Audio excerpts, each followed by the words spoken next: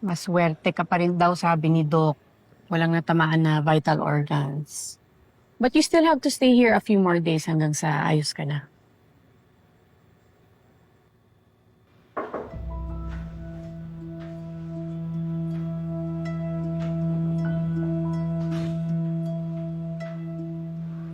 Attorney Morales, is it a good time?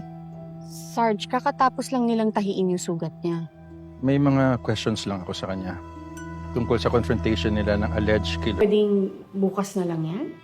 George, it's okay. Attorney, ito bang sumaksak sa inyo?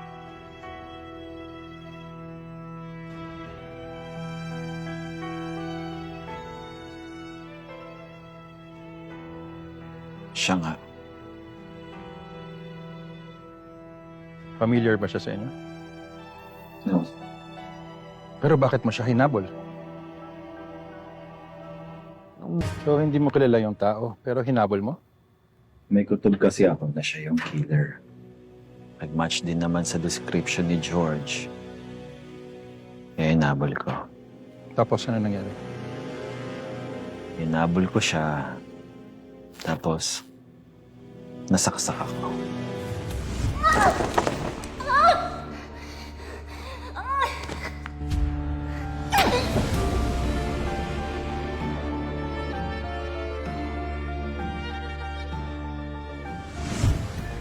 Wala man lang ba kayo pinag-usapan?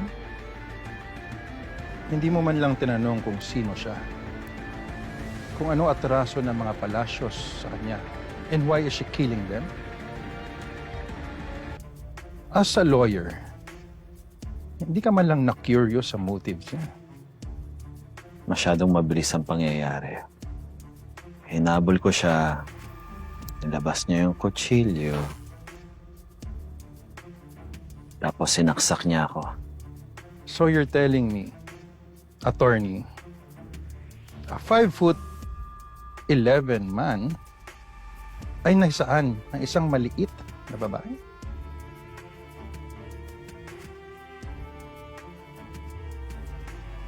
Sarge, bakit ganyan naman ang mga tanong ninyo? Tumulong na nga si Inigo, napahamak pa.